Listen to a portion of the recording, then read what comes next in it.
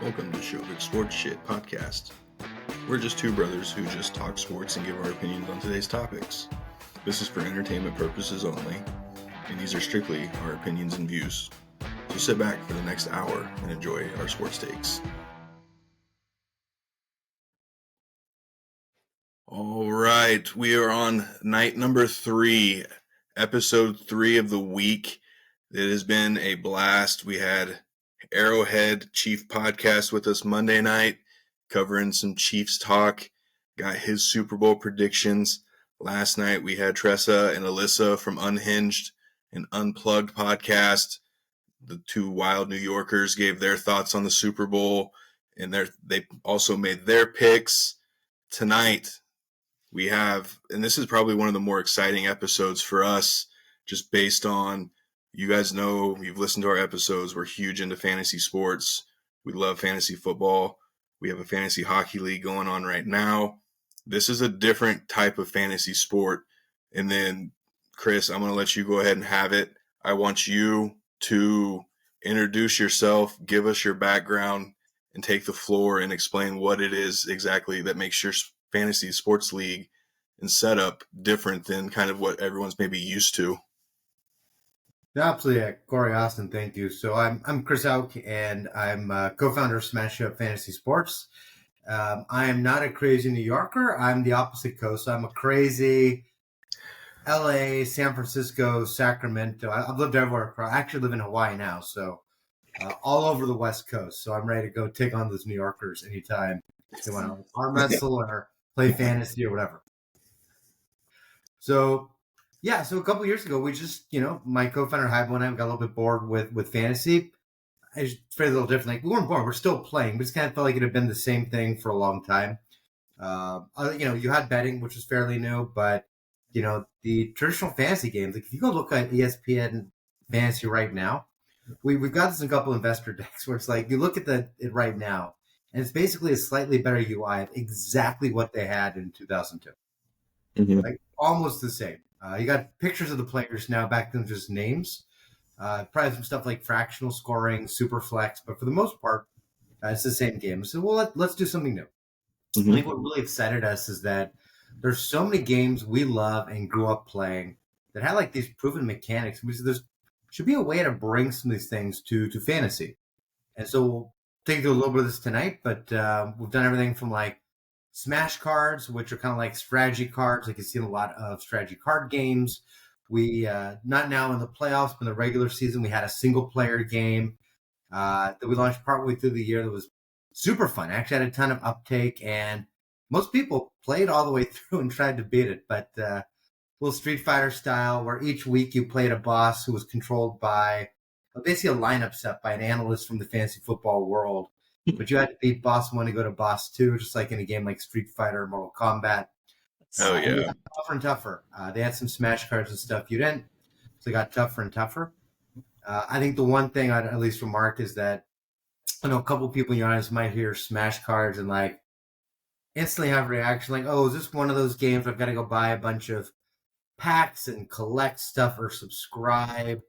If it's not gambling, if it's not entry fees, no. Here, and we can talk about this. I can show you in a little bit, but everything's free. Everyone has access to the same Smash cards. The challenge is that everyone has a salary cap for the Smash cards, so you can't just go say, well, it's free, I'm going to go play the 10 best. No, you get a salary cap. You got to make some decisions, based on your team and who you think is going to go off what you want to play. But it's free to you, so you don't have to go like buy it in order to play. You just go jump in and you strategize. Yeah, so when you say there's like a salary cap and whatnot, so do you pull like the salaries and everything from just like a bunch of sources and then like median price them, or do you come up with your own pricing? Is it like a basically daily fantasy when it comes to the pricing? Yeah, it's like daily fantasy for weekly tournaments, and I think our pricing is pretty comparable to DraftKings. Okay. We get a data feed directly from SDIO, one of the big, sports data providers, which is how we have fast, accurate, real-time data, like as the games are going on. And they've got their pricing stuff that some of the other big companies use too. So you got to cap for the players. That one's easy. the cap for the salary card is more difficult. We had to come up with that. And so we have an econometrist on our team who ran the numbers. So it's partially his really good calculations and at times partially, a bit. So one thing we did this last year, we did it again this year. We added 10 cards for the Super Bowl. Special art. They're all, tributes to, in this case, the Eagles and the Chiefs. Last year, the Niners and the Chiefs. Hoping it'll be the Eagles and the Bills, but after the Chiefs again. But last year we also did one for Vegas. This year we've got a card for it's a tribute to New Orleans.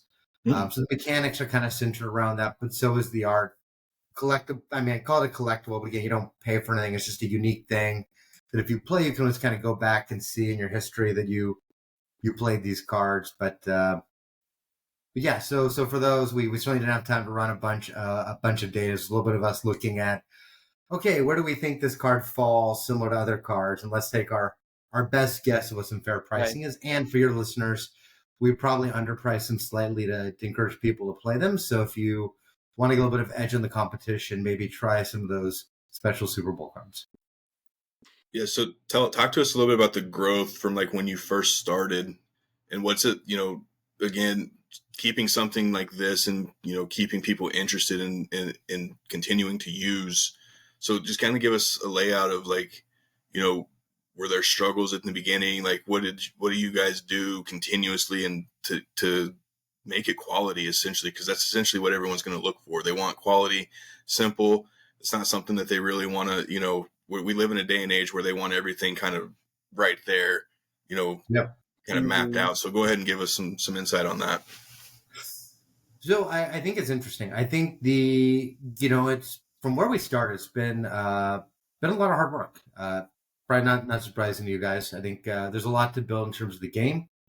I come from a background very grounded in customer research. So I think everything we've done, we have talked to customers, which a little less for year one. We kind of need to get in quickly, but a little bit more for, this you could also call this our year one. We kind of launched late last year just to run the water through the pipes. We're developing more games this year. The single player is a great example. We had a few ideas for what we could do. We started with the tournaments last year. We want to get to leagues as well this year. We had some ideas for how to do it, particularly because we knew we didn't have time to develop full draft and waiver wire and trades. And so we had some ideas that were creative. We talked to some real customers, a number of them, and heard a lot of people say, yeah, that sounds really interesting. I'd be interested, but I don't know if I could convince, 9 to 11 other friends to do it. Right. And that's kind of where the single player came from. We wanted to use some of those ideas. And we said, well, if we can't get them in, it might be a bridge too far to put into a league. We've already got to convince people to come try. But what if we do something like single player, which is not only a cool and different dynamic, our mechanic, but also it's a lower commitment, right? You can give it a shot. If you don't like it, if this is stupid, you could just leave, no harm, no foul. But if you enjoy it, you can keep playing. And actually, we see single players being one really fertile testing ground to test new mechanics before they go into something like a season-long product where, again, it's a long commitment. You've got to convince a lot of people to do it. So we kind of see what people enjoy. And then if we put in season-long, hopefully because thousands of people have played, the single player and seen that mechanic, now say, oh, this is fun. If me and two of my friends have done it, way easier to convince a few other friends, how much fun this is and we should try it. But as someone who spent years trying to get their friends to do an auction draft, and finally in the league where I was commissioner, I just said, we're doing an auction draft. You can quit if you don't like it. And I said, fine, we'll try it. And then they were, no, now that we've never gone back. Every other league does it. I know how hard it can be to get that first push. Yep. Yeah, we've done kind of both. We're just a standard snake draft right now with what we do. I think a baseball league we did one year, we did an auction style draft. And I know there's a handful of guys in our league currently that do want to kind of look at that auction style as well. So kind of give us a breakdown of, and we'll talk about the tournament that you guys just posted not too long ago. That seemed intriguing as well. It's buy-ins and prize monies. How do they get to that? So we're not really focused on monetization yet. We'll obviously need to get there. I think our ideal though would be to do it more as a video game type company or a gaming company as opposed to, betting lines, and there's a lot of sports books out there, right? Yeah. I think that's kind of where we're not like diametrically opposed to it. It's not like we didn't go for gaming for like religious reasons or something, but we just think that that's a lot of companies doing that, and we want to try something different. So for now, it's as simple, right? Like right now, it's you come in, there's no entry fees, you just enter a tournament, and there's prizes, right? And obviously, like our weekly tournament, there's $1,500 in cash prizes, goes to the top 50, about $700 to first place. Not bad for something free you're playing. Certainly not as much as going to DraftKings and putting down $20 in a league with 100,000 people, where top prize gets like $200,000. But certainly a chance to come in and win. Only caveat, as usual, it's more of a sweepstakes. It's not gambling, but still, even with sweepstakes rule in the country, got to be 18. Certain things by location, where some states it's 19. We're forced to follow that. So younger listeners can still come and play and have a good time, but to win and actually withdraw the money, you've got to be 18. Well, and I think with just a way of how fantasy sports in general are, it does get kind of watered down. So if you're making bold moves like this, you got to make something that's unique. You have to make something that kind of stands out, and just I think that's what me and my brother were talking about before you came on here. He was kind of interested because he was kind of peeping your guys' Instagram and kind of seeing your guys' layout and what it was looking like. So where does that creativity come from? Is it just kind of just sitting around talking to your buddies?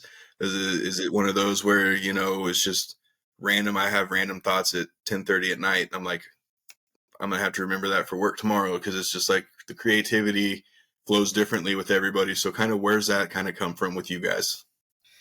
It is all over the place. So I think we love to have ideas. We're just very strong about how we vet ideas. And you kind of mentioned the customer research earlier. So really big on making sure that we're trying to like follow where there's actually demand. Like, what do people actually want to do? But with that said, I'll tell you the original idea. No one ever guessed this. I really wish we had a story like Reed Hastings in Netflix, where he's like, I got a late fee and I said I wanted to murder Blockbuster, and he did. Like that. That's a fun story. Yeah. Ours is more probably a fun story that you guys, your listeners, might relate to a little more than Reed, which is Hybo and I, when this came up, we just finished the fantasy football season. We were watching March Madness together in Chicago at a bar, drinking beer, and that's when we just started saying, "Hey, I saw him. I'm like, hey, why don't you do fantasy basketball with us?" And, I'm kind of bored. I still do some football, but mostly because I really like playing with our friends. But it just feels like every year it's the same thing. The draft is super fun, but then you pick up some free agents, you make some sit-start decisions, but really, like, you're always going to start Josh Allen. That's not really a decision. Yeah. You're mostly deciding, like, which cruddy tight end do I want to start? Or what number 3 wide receiver with 3 guys in a bye. So, there's some strategy. Maybe you make a trade, but not all leagues are really do trades. It kind of depends on who you're playing with and how open they are. So apparently we should be playing with Nico Harrison, though. I want to invite him to my fantasy league next year. Hey, he'll give you anybody you want for not very much. I mean, we see that. And to go back to your point on, you're going to start Josh Allen every week. I think it's kind of funny when you see the sit-em stardoms on NFL Network every now and then. You see the list that they kind of throw out there, and you're like, who in their right mind is going to have that person on their team and not start them? Like, is this really making, a bold statement that you think, like, yeah, you're going to probably start Derrick Henry every week? So, yeah, I mean, it's weird, but at the same time, it's like, I get it. But we also kind of review our season each time after each fantasy season. It's kind of like, yes, it's fun doing the same thing over and over again. It's like what can we do to, I know my brother plays in one league where they have bonus points just to kind of make it fun, where, you get extra points for a play over 50 yards, or bro, you can probably explain that one a little more, but just the bonus points just to kind of keep people interested and intrigued if they're not doing so hot. Yeah, and I think it's spot on. I don't want to say it's the most important, but like the thing that you said that gets me the most like excited about it is it's different. right? Like we're getting to that age. I'm not going to age, like we're all a certain age where we've been playing for a certain amount of years / decades. No need to get into the numbers.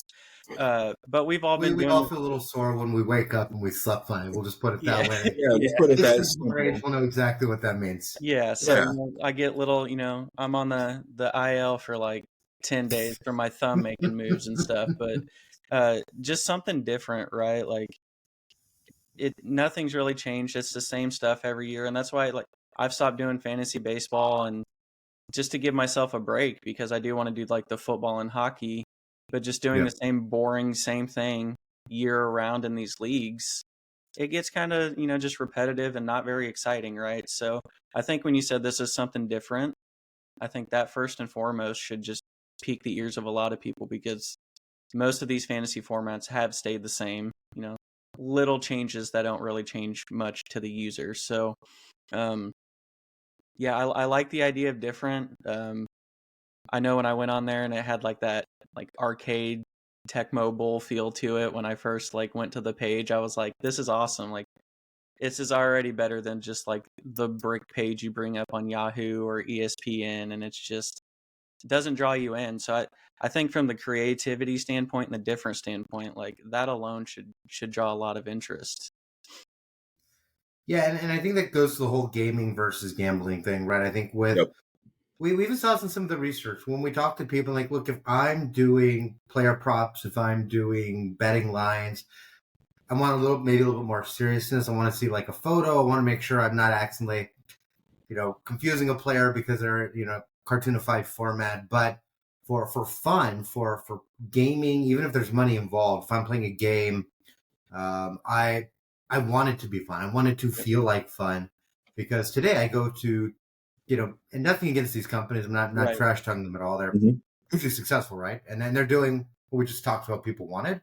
But, you do go to like a DraftKings, you do go to a FanDuel, and it almost feels like you're looking at like an Excel sheet or something. It's here's laid out, very clear, which is great for what they're doing. But what we're doing, people are like, first and foremost, I'm a sports fan. I want to have fun. I want to feel like I'm enjoying this. And I think a lot of our future roadmap, got to be careful with what I say because I can piss off the programmers sometimes when I say something is coming. A lot being figured out, but a lot of exciting stuff I think pushes the gaming further, and then the whole experience is going to be one that just feels like you're immersed in sports and you're just having a good time. Right, like it's supposed to be entertaining, right? That's what it's about, and like everything sports related should be entertaining. So I think that's spot on, and that everyone doesn't think that way, right? Some people want the analytic, give me everything laid out in that spreadsheet so I know what I'm placing bets on or whatnot. But I do think there's a large group that's like, I just want it to be entertaining, right? Like that's why we love sports first and foremost, right? Like don't get me wrong, I don't mind winning some money on some bets. I'm not saying that. But Of course, the big one, we want it to be fun and entertaining, especially if it's something we're doing half the year, most of the year, annually type deal. So, yeah, I think that's great. That's one of my favorite things since we've started this podcast was just finding different things, different people, kind of getting out of the shoebox per se of what sports. Well, now, have you guys did you do this last year? Have you been yet to the Fantasy Football Expo in Canton? No, but we've been talking about Canton so much the last few years. We have, yep. Just the experience. We just random thoughts come up, and we're just like, why have we not been to Canton yet? Well, there's in August every year. There's a giant Fantasy Football Expo, which is exactly what it sounds like. It is. We went last year. A lot of great companies, a lot of creativity. The breadth of it will really surprise you, and it's all people like fantasy football. So you during the day there's some serious stuff, but then 5 o'clock. Well, some people aren't waiting till 5 even, but at a certain point of the day, people start drinking. It's beer. It's fun. It's a good time. There's even a beer pong tournament at one point. So okay. Separate from this, happy to pass the details on. We should definitely look at coming out next year. That would be an absolute blast. Honestly, It really would. Let's one more thought on this before we jump into some fun Super Bowl talk. Talk to us about the big game. that you guys have set up. Do you guys limit the cap the number of people who enter, or is it just basically anyone and everyone's free reign? Yeah, so for now, for this year, still it's anyone and everyone. So we've got a couple of tournaments, and I don't know if you want, I can even share a screen and give people a quick visual demonstration. I don't know if you users can see all the video, or if that's something you guys do. Yeah, I mean, we do video. Audio comes out first. Videos typically will come out on the weekend, so that gives us a chance to, kind of piece stuff together. So you're more than welcome to give a share, and then people can hop on the YouTube and kind of watch. Oh, here, let me share, and for people who are listening, we'll try to keep this from being too long and describe a little bit of what's on the screen. So this is our website, right? smashupsports.com. If I click start, it kind of takes me through to the different games. And we're looking at here is like the weekly tournaments. So I can click in. 2 tournaments this week. There's the main tournament with 1,500 prizes. We also have something called a GM challenge where it's smaller. It's more for fun. The winner gets $25, a little something. The GM challenge is simpler. Well, let me start with the weekly challenge. So here I come in. I can set a lineup. You can kind of see on my screen. I've got my salary cap for my players. I've got one for the cards. I'm not going to take everyone through a whole thing of building.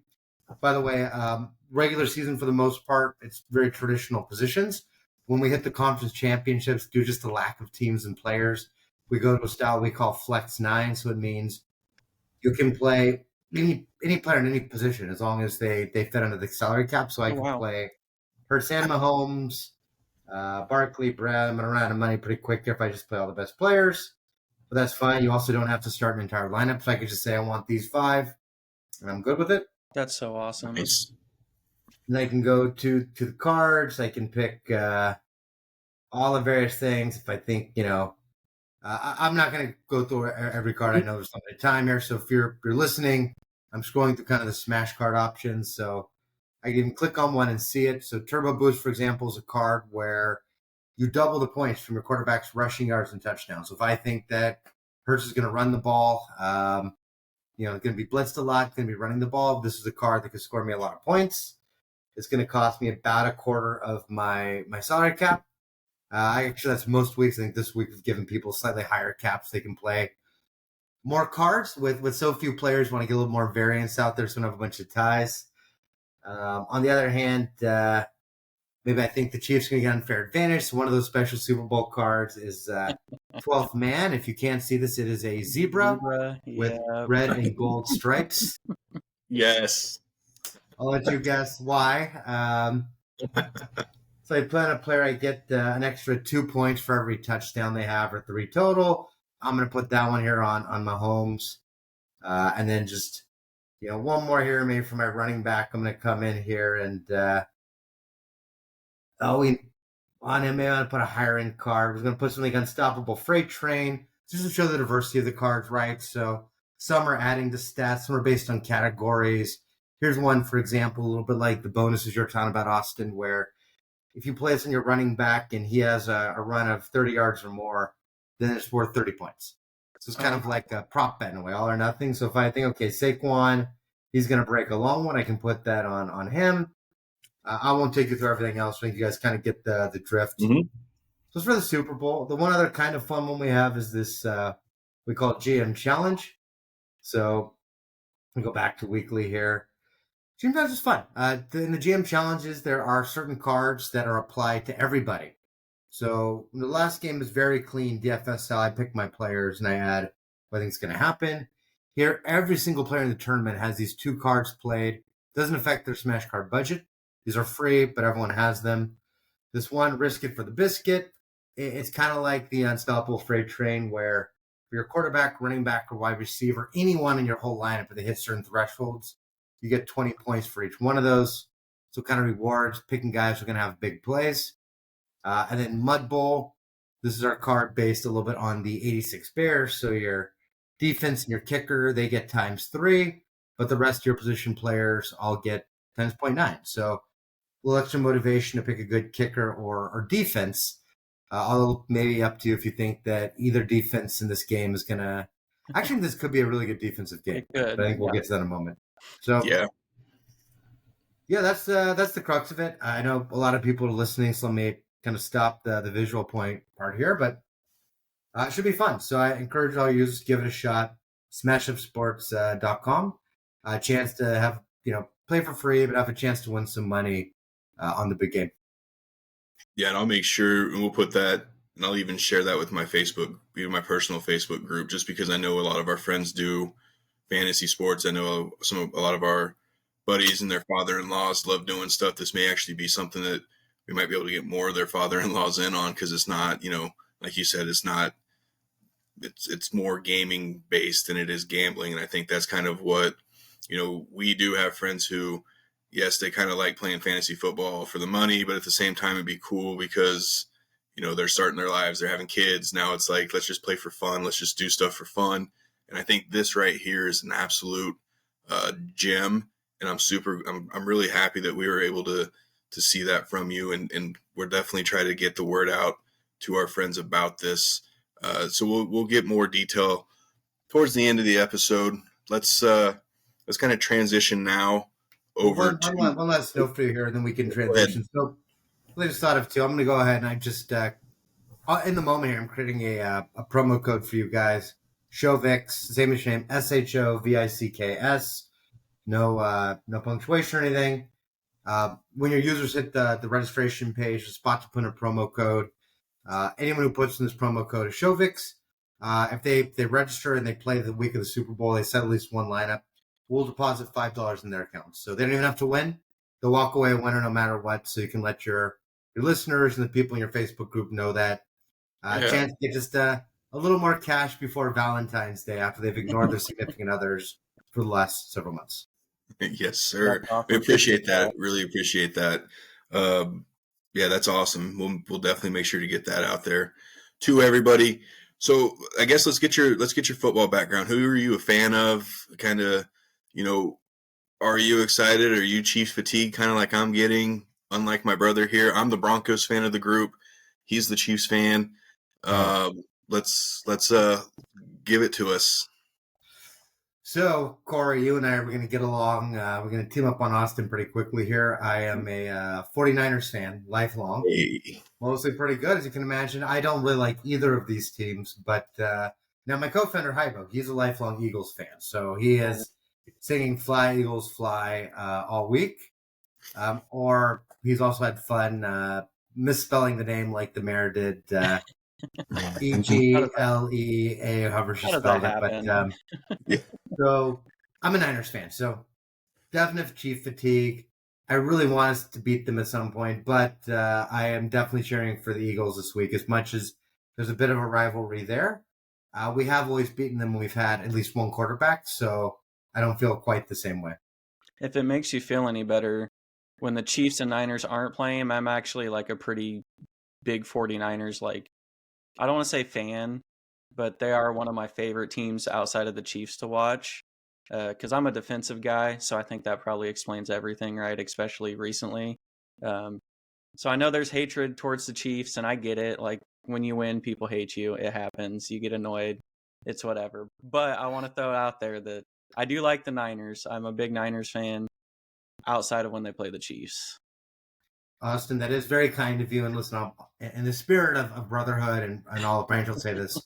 When the Niners aren't playing, the Chiefs are playing, I still hate them. So I just set the olive branch on fire. It wasn't a real one, but yeah, that's fair. You're right. There's one a lot. It's maybe jealousy. So, and I think that's what it could be too. It's just kind of like, we sat through the Tom Brady era. Tom this, Tom that, Patriots this, Patriots that, and then Tom even leaves the Patriots and goes to the Buccaneers and still gets a Super Bowl out of that. So it's kind of like, what the hell? So let's jump into the game real quick, and we kind of dove in each side of the ball and kind of what people's thoughts were on, who has an advantage. So who do you think? It is a huge matchup, but the defenses can't face each other, right? So it's not like Chris Jones and those guys can go out and face Jalen Carter and those guys. I mean, it's the Chiefs offense, the Eagles defense, Chiefs defense, Eagles offense. Who do you think has the edge as far as, does the Chiefs offense or the Eagles defense kind of have the edge? Man, I hate to say it. This is my head and my heart go two different directions. My heart says the Eagles because I just don't want to see the Chiefs win. My head says the Chiefs. Mahomes just knows how to make a play. Eagles defense has been good, but I don't think they're going to be able to confuse them the way they have other quarterbacks. And man, that Chiefs defense is just so good. And I feel like they're going to. The Chiefs loves to take away your best weapon. So I feel like the Chiefs will zone in on stopping Saquon. I think they're going to dare Hurts to beat them. I think Hurts is a good quarterback. I mean, I think he could. Don't get me wrong. He's not bad by any stretch. But I think they'll mix the pressure. I think they'll mix up some reads. I think they'll force a turnover to. I think it'll be a close game again. But put it this way: if it is a close game and it gets down to the final 5 minutes, and the Chiefs and Eagles both get a possession, or put another way, let's say there's two scenarios here. Eagles score, take a 2-point lead. There's a minute and a half left, and Mahomes gets the ball. Or that exact same scenario, and Jalen Hurts gets the ball. Who do you trust to go win you the game? I trust Mahomes. I'm not saying Hurts can't do it, but the fact that I feel so dicey about it, I think is a sign. Yeah, and I think if you were to have that scenario where if Jalen Hurts was down 2 with a minute and a half to go, Chiefs are going to blitz him every single time. That's when the pressure is going to amp up. They're going to make him. You're going to beat us with your arm, and we know you're not a very good quarterback when you're getting blitzed. Have fun. We know when you try to scramble, not very good because he's indecisive on how he wants to scramble. And we talked about this last night too. Of he's a better runner than Patrick Mahomes. But Patrick kind of predetermines, hey, I know if I'm getting pressure from which side, I know where I'm going. Whereas Jalen Hurts kind of stands there with the football square up to the line. Now you worry about strip sacks. So I think that's where he gets in trouble. I think he needs more QB designed runs. And I think no matter what, you got to get Saquon his normal touches, even if he's getting stopped early. You got to be able to establish the run game. And I think at the end, I'm with you. I think the Eagles may have a little bit more just because of Saquon. I think he does kind of put them over, but you don't want it to be a close game in the fourth quarter. I mean, we saw what happened to Buffalo, back and forth. So, what do you think Philly has to do differently than what Buffalo did? No, and I think he was spot on, right? With what he thinks. We can go back to the last time they played the Super Bowl. If you look at Jalen Hurts' numbers, he didn't play bad. But the Chiefs did do enough to force that turnover, that fumble 6. Like Jalen Hurts, his final night, I think he threw for over 350 yards, like had a really good game.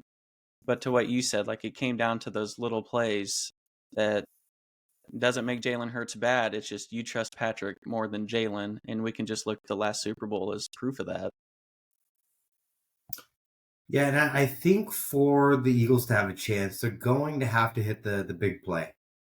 Buffalo got a couple, but I think one of the things that really impressed me last week is the Bills did what you would want to do, right? Spagnuolo was designing a lot of really exotic and different blitzes, and Buffalo seemed to anticipate those were coming. And the entire second half, they kept trying to, Austin, you probably know exactly when they kept trying to get like a screenplay, a draw, a quick, like they kept doing what you would normally do, diagnose as a way to beat the blitz. Let's get it out, let's get it in the flat, and let's try to break a big play. And your guys did such a fantastic job, not just of covering it, but of tackling. And I think the place that the Bills got to a couple of times but couldn't consistently is beating you down the field. So if you're going to blitz and you're going to cover the flats, you've got to buy the quarterback a couple seconds, but you got to get the ball down the field. If they can do that to Brown and to Smith, they've got a chance. But they've got to hit a few home runs and force you guys to back up off the line. Either stop covering the flats so they can go to the outside and they can open that up for Barkley, or stop you guys blitzing so that Hurts has some time to make decisions. I think Cory's spot on. If Hurts gets pressured, his decision-making and his processing, it's not terrible, but it's not at the level of someone like Mahomes. Yep. No, I agree. You're spot on with the down the field, middle of the field, right? Like even when the Chiefs are at their best and maybe not sending those all-out blitzes, still a little weak down the field and in the middle of the field. So if you can get Hurts a couple seconds to hit those parts when we're sending those blitzes, uh, it it it wouldn't even just kind of keep him in the game. That kind of will swing the game, I believe. Yeah. Because those exotic all out blitzes, those are timed up. We don't, he sends blitzes, but those all out exotic ones, those are at big moments. So if you're able to do that in those big moments, I mean, it's the Super Bowl. Momentum is even more important than usual. So yeah, I think down the field, in the middle of the field, that's spot on. If they're able to have success there.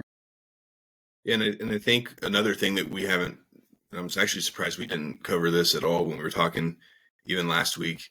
The Chiefs special teams so far in the playoffs, whether it's the kickoff, punt return game, that's kind of been an advantage for the Chiefs. So I think Eagles are going to have to make sure that they have their special teams locked in, because anytime you can have a chance to flip the field, you need to be able to take advantage of that. But Remigio, whoever that Remigio for the Chiefs, his kick and punt returns the last couple of weeks have kind of flipped it, kind of what you were talking about, flipping momentum. Don't let him be that guy that gets the Chiefs back on track. Like, trust your defense. You have a good defense. Honestly, if I'm punting the ball out of bounds every time. Not even going to give them a chance. And obviously, if you're doing the kickoffs, you got to kick it out of the back of the end zone. Like, you can't let the special teams is kind of an underrated part of this. And even with the new kickoff rule and the dynamic kick and how they're going about it, I don't think people are talking enough about the special teams. Kind of both of you, what are you guys looking for as far as like special teams and how important this is for the Super Bowl? Yeah, I'll let him go first to just see. He might touch every point that I might be thinking of. Yeah, so a couple of things. I think it is important, and I think that, I mean, first of all, let's talk about this wasn't the point specifically they're making, but the field goal kickers, right? Butker's been about as dependable as you can get, whereas the Eagles, they've had a lot of missed field goals, which they've gotten away with, but in a Super Bowl, it could be a 3-point game. One missed field goal, as my Niners can tell you, that can be the difference. We very much miss Gould, right? Yeah. It's not been the same with our Moody has been a bit moody. So yeah, I think field goal kicking is one that is going to be crucial. They could absolutely swing the game. And again, down to 45, 50-yard field goal, Butker. Well, I'm blanking on the Eagles kicker. Help me out here. Jake Elliott. In my head, maybe I'm getting older because in my head I want to say Akers, but that's that's no longer the case. See, Elliott has not been. I would not trust him. Both those guys are kicking a 50-yarder for the game. I'm going to take Butker, right? And then you're right. I mean, I feel like the Chiefs' return game has been really good. The Eagles been kind of interesting. I feel like they had Gainwell doing the returns for the majority of the season, and he was a really good returner. And then it's not like they've been dialing him up in the offense a lot, but they've kind of been going to Shipley a bit more the last couple of weeks. And so I don't know what that's about. And again, maybe this is just my own past generational trauma as a Niners fan, but rookies in these big games, I remember Kyle Williams fumbling twice on punts against the Giants. And so I don't know what they're going to do in this game, but seems like they should stick with Gainwell, but they may not. Yeah, I agree with the kickers for sure. Dave Tube, the chief special teams coach, has always been kind of underrated.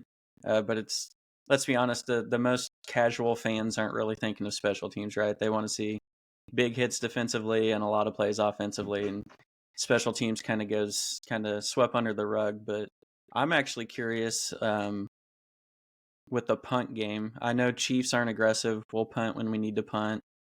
We kind of go by the old school rules. If you're in no man's land, we'll probably go for it. The Eagles, I feel like as long as they're not backed up to the end zone, they go for it on fourth down. So I don't really have any kind of scouting report on their punt team, right? Like, have they punted this year?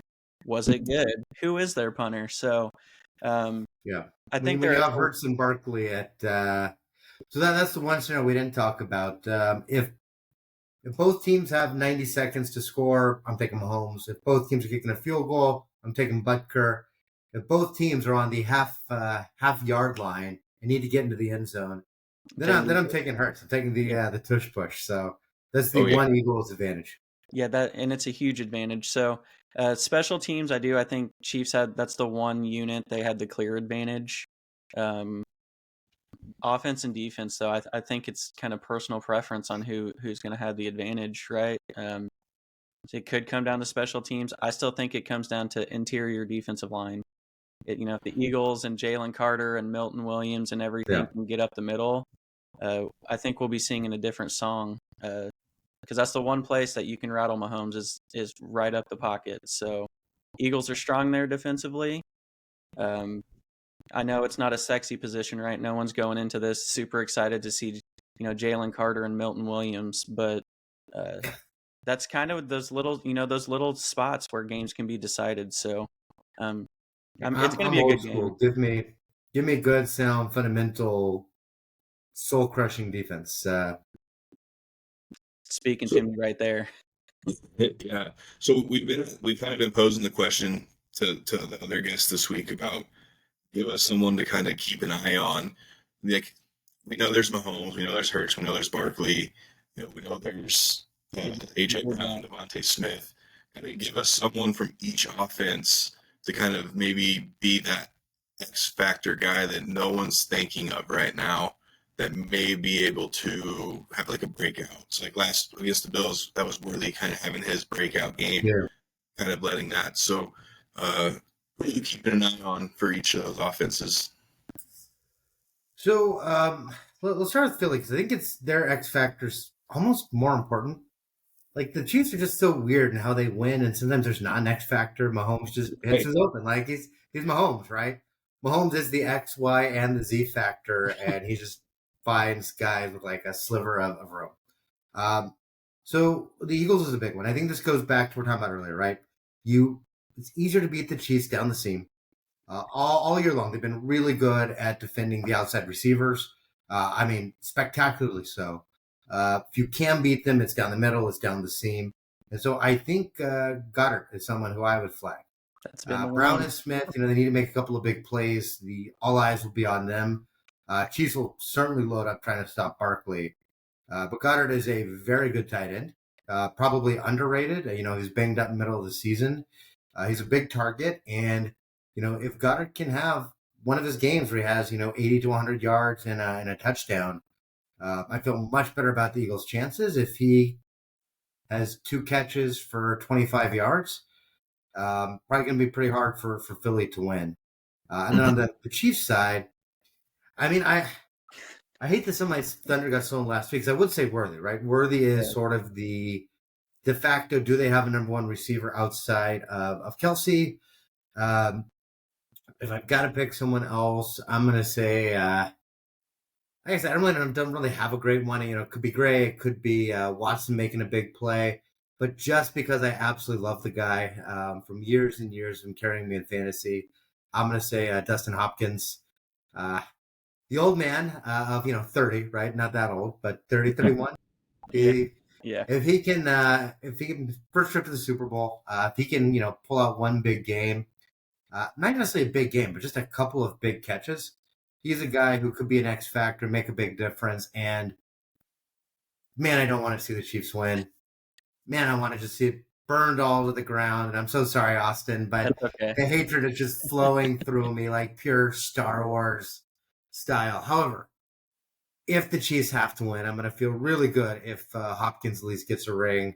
And I'd love to see him make a couple of big plays to get that ring and not just be like the old guy who gets a ring but has like 1 catch for 5 yards. I'd love to see him be the guy who has like 6 catches, 90 yards, and 2 touchdowns. And man, if he does that, we're winning. We're winning. Story career. So was that? Yeah, if he does that, we're winning. So I'm on board with this. Like, we get nothing from D-Hop usually. So if we get something, you're gonna have to. We kind of thought when they traded for Hopkins that it was going to be one of those like, oh man, now they got that big guy that they're going to be able to. And they really didn't use him much, and they still, even throughout the playoffs, he had a couple catches here and there, nothing too crazy and wild, which is just wild to me because I also had him on fantasy teams for years. Those Texans days, and even when he was with Kyler in Arizona, man, he he dominated, and I loved having him on my fantasy team because all those deep passes that Kyler was able to throw to him, that's what I thought the Chiefs would be able to do.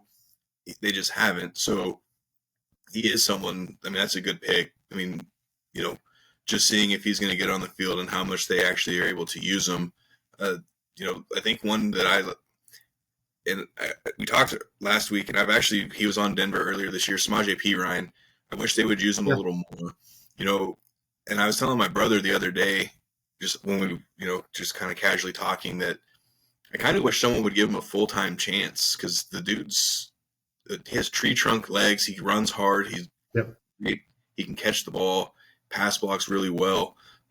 So I'd kind of like to see him have kind of a, breakout game, and he's always someone that I've pulled for and I've rooted for. I was kind of curious on why Denver let him go, because Denver obviously didn't have very good running backs, but I think he fills that Jerick McKinnon role that they've had the previous years. Niners legend. Oh. Niners legend Jerick McKinnon. Yeah. Yeah, I remember our first big signings, him and Juice, when Kyle and Lynch came to town. But I'm with you. Yeah. Perine's a guy. I think most fantasy owners will know him because he's been a handcuff for years. So just, you're right. He's never quite gotten the chance. Been in Cincinnati behind Mixon, in Denver behind their poo-poo platter of various running backs. So he seemed like a guy. Big old poo-poo platter. And that's what was crazy to me. Like, you can't tell me he couldn't beat any of those guys out. Like, come on, Sean, you're smarter than that. Like, come on. So, yeah, he's been kind of reliable, essentially. And then for the Eagles, I kind of like Kenneth Gainwell. I don't know if I know he got a concussion or had a concussion, but I think he's good to go. I was looking at the injury reports earlier, and I don't remember seeing him on there. But I think I think a good way to beat the Chiefs is a screen game. If you can get the screen at the right time on those blitzes, I think he can be an extension of that. So I kind of like the two backup running backs here, well, third string running back and backup running back, to kind of be those guys that you don't really think of. It's easy to say A.J. Brown, Devontae Smith, but I like Kenneth Gainwell in this situation for Philly. Bro, what do you got? Yeah, I think the kind of the direction I'm going to head, and I kind of mentioned it earlier. I know we're supposed to be picking offensive players. We make the rules on this show, so I'm making a new one. I still think the most important player on each team is Jalen Carter and Chris Jones. I agree with Dallas Goedert from an offensive standpoint. Tight ends have been an Achilles heel all year. If he has the 2 catches that he did the previous time they played in the Super Bowl, it's going to make things way tougher. Eagles' offense is so stacked that I think anybody else you name would just kind of fall under, like, that's kind of a cheating X factor, right? Like Devontae Smith, A.J. Brown, Saquon Barkley, like all those dudes are studs. I feel comfortable picking them. So I'm sticking with the nose tackles. I think whichever one can just dominate the game more and make the quarterback uncomfortable. I know it's not sexy, and I said it earlier, but whichever one of those two has the better game, I would say more than likely that team's winning the Super Bowl. I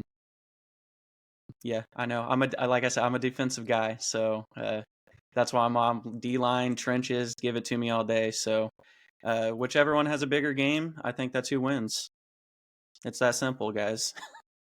I mean, listen, as a Niners fan, that's why I'm hoping there's a way we can get Myles Garrett now that he's asking. Can you imagine Bosa and Garrett as bookends? That might be the one thing. We might kill a few quarterbacks next year. Yeah, there's a lot of teams that would really, really, really love to have Myles Garrett. Talk about a guy who nobody besides Niners fans and like defensive people like. Everyone talks about like T.J. Watt and Myles Garrett, and then there's like, well, what about Nick Bosa, right? Like, I feel like he's right there in that.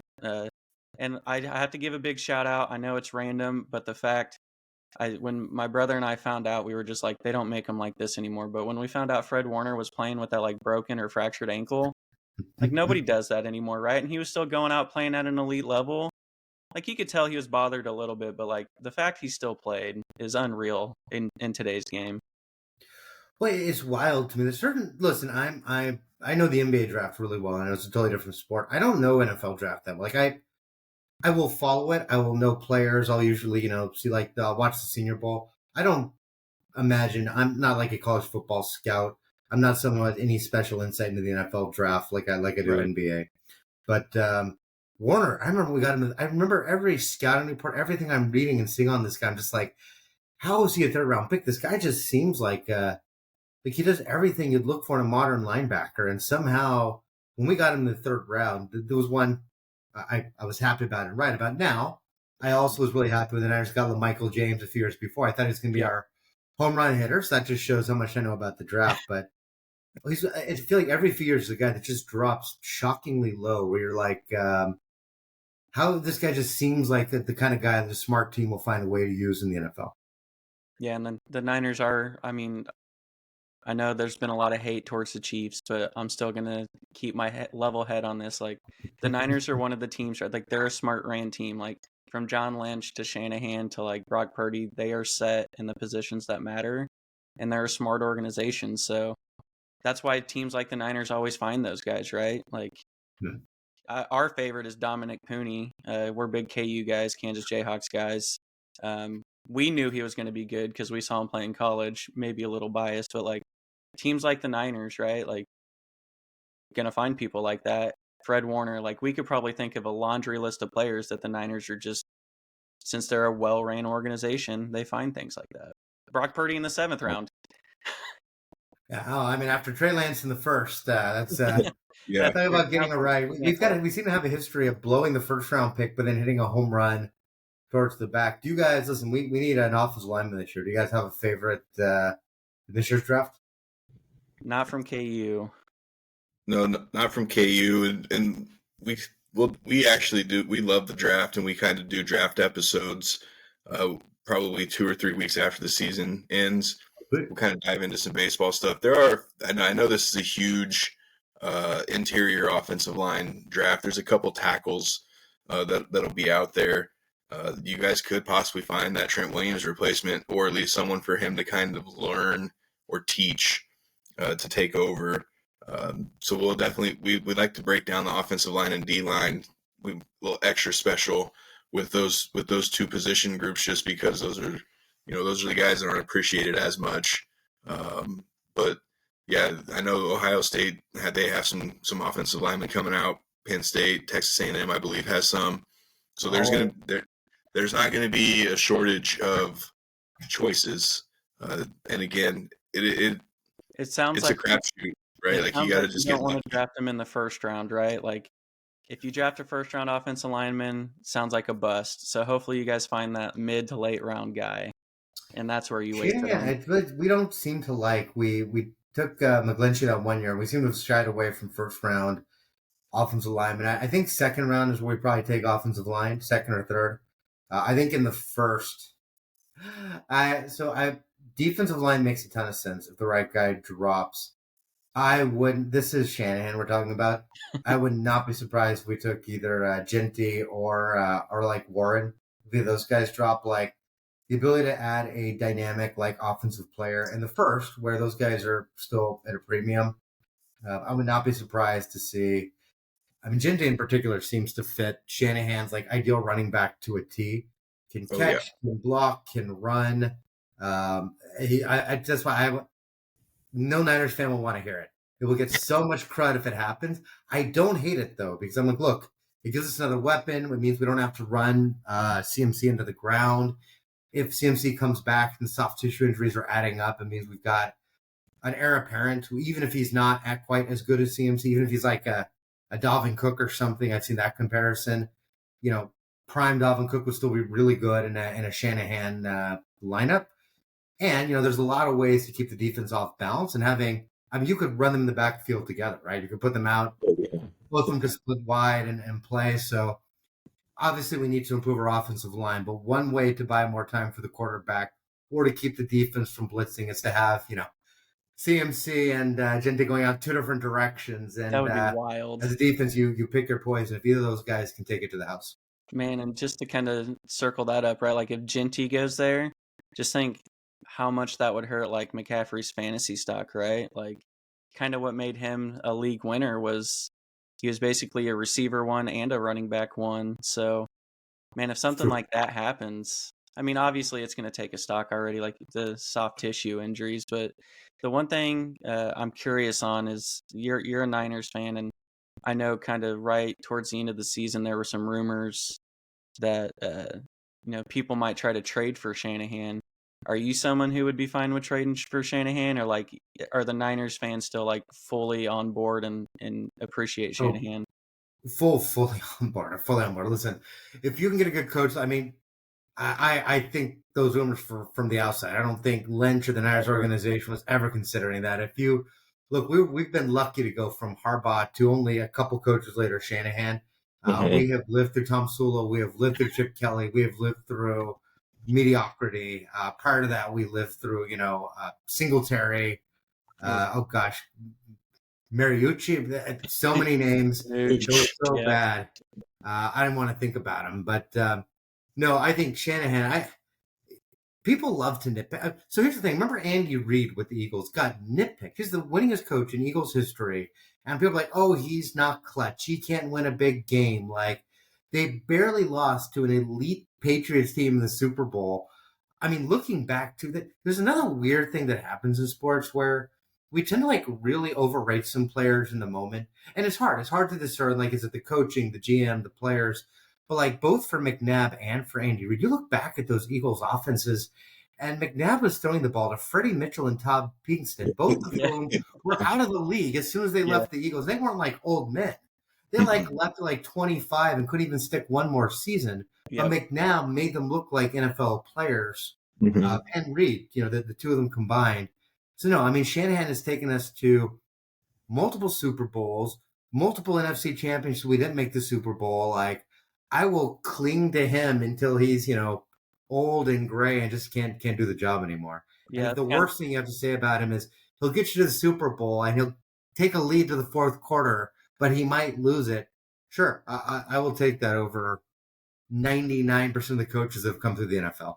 Yeah, that's kind of the conversation we had, right, when we read those rumors. And we know inside the organization, I mean, John Lynch did come out and shoot him down like immediately, right? But that's what we said. It's like Kyle Shanahan's one of the top 3 coaches, probably one of the top 2 offensive-minded coaches, right? So it's like we get why teams would want to trade for him, right? But like there had to be no like actual friction or anything to that. But I was just curious on how like actual Niners fans feel about their coach, and I know sometimes heartache kind of makes you overreact, so I wasn't sure.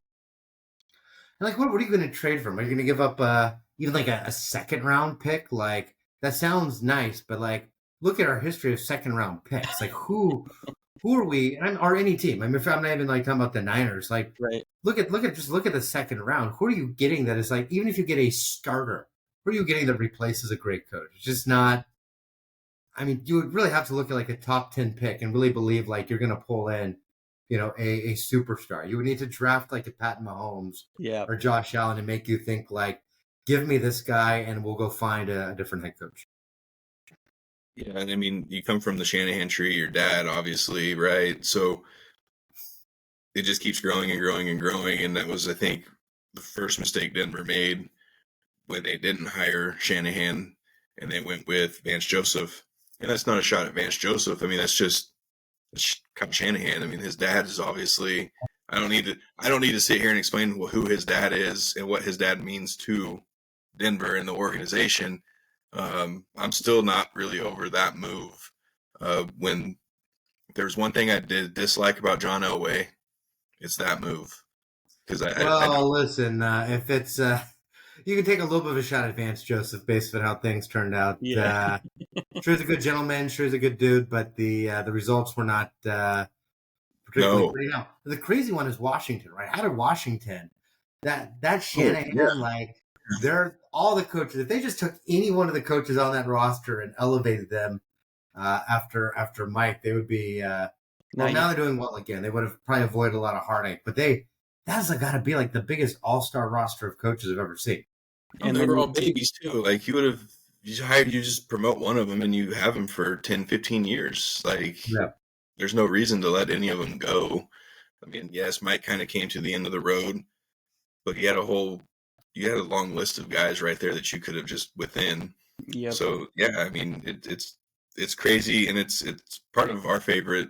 We like seeing the coaching carousel and how it kind of plays out. I mean, you never want to see a coach get fired, but at the same time, it's kind of the same organizations, right? Like over and over and over again. So it's like, okay, well, who are they going to hire this time that they think is going to get them out? And then they don't really give them a chance. Like it's 1 or 2 years and it's performance based, but then you realize these ownerships and GMs aren't really giving those coaches much to work with. Yep.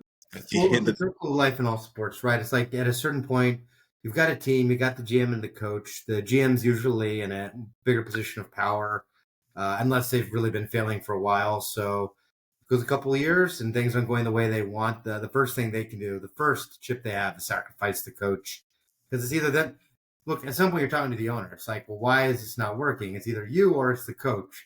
You're going to say it's the coach. So like, look at New York right now. I mean, lucky for us, we just got Saleh back, and I don't know that Saleh's like a great head coach. We'll see. I think he'll probably get another shot at some point, but I will say that I don't think it is his fault that the Jets were a mess. I think he did about as.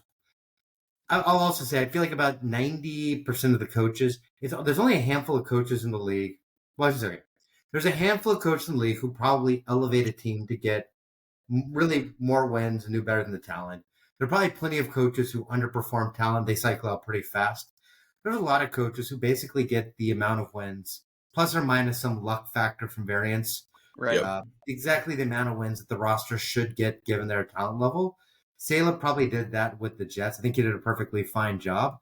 The GM's going to sacrifice him, but the GM's the one who brought in Aaron Rodgers. The GM's the one who brought in just a horrible offensive line and a mess of players. So the GM survived a bit, but it's the way it goes in this league. Yep. Yeah, so it's that time. We always ask people to give their Super Bowl predictions.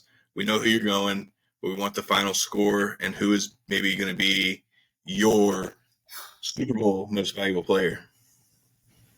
All right. I'm going to give you 2 because I got it here, right? So I'm going to – the winners, I'm going with the Chiefs. I'm going to say the score is, let's say, 27-24. I think it's a close game.